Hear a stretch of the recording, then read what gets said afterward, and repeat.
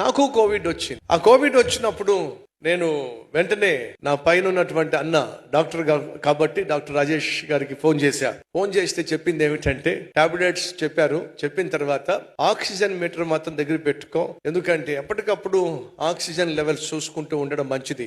Oxygen తగ్గుతుంది అని అంటే ప్రమాదం పొంచి ఉంది అని చెప్పి ఒకరోజు పడుకోబోయే ముందు ఆక్సిమీటర్ చూసా, 83 చూపిస్తా ఉంది. దాన్ని తీసి మళ్ళీ పెట్టా, 82 చూపిస్తా ఉంది. అన్న చెప్పిన మాటలు జ్ఞాపకం వచ్చినాయి. 90కి పొరపాటును కూడా తగ్గకూడదు. ఎవరైనా సరే ఆక్సిజన్ లెవెల్స్ 90 తగ్గింది అని అంటే ఖచ్చితంగా హాస్పిటల్కి వెళ్ళిపోవాల్సిందే. ఇక 85కి 80కి వస్తుంటే సాధారణంగా ఎవరు బతకట్లా, చాలా కష్టం అవుతుంది. తీరా చూస్తే నాకు 82, 83 చూపిస్తూ ఉంది. అర్థమైపోయింది. మీరు నమ్మండి, నన్ను పక్కన పెట్టేశా, పడుకునే ఉన్నా.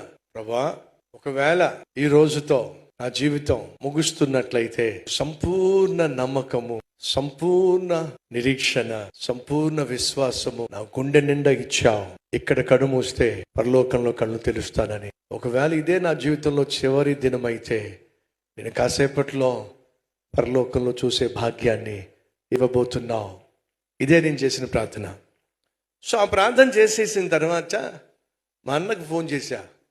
ఎందుకు అనవసరంగా ముందే భయపెట్టడం అని చెప్పేసి ఫోన్ చేసి ఆక్సిమీటర్ పెట్టాను. పెడితే అదేమో 82 అని చూపిస్తూ ఉంది, 83 అని చూపిస్తూ ఉంది అని అంటే వాడు భయపడిపోయాడు.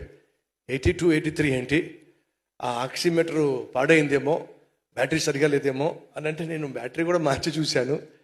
82, 83 చూపిస్తూ ఉంది అని అంటే అలా చూపించకూడదు, ఒకసారి మళ్ళీ తీసి మళ్ళీ పెట్టుకో, సరిగా చూడు అని చెప్పి పాపం టెన్షన్ పడుతూ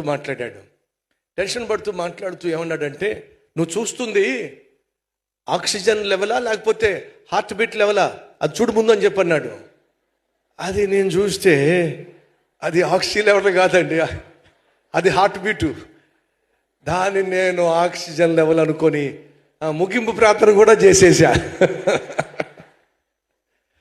ఏది నాకు మరణం పట్ల భయం లేకుండా, చచ్చిపోతాననేమనేటువంటి భయం లేకుండా చేసింది తెలుసు ఏంటో, సిలువలో నా ప్రభువు చేసిన త్యాగం. ఏదో ఒక రోజు అసలైన మరణం రావచ్చు.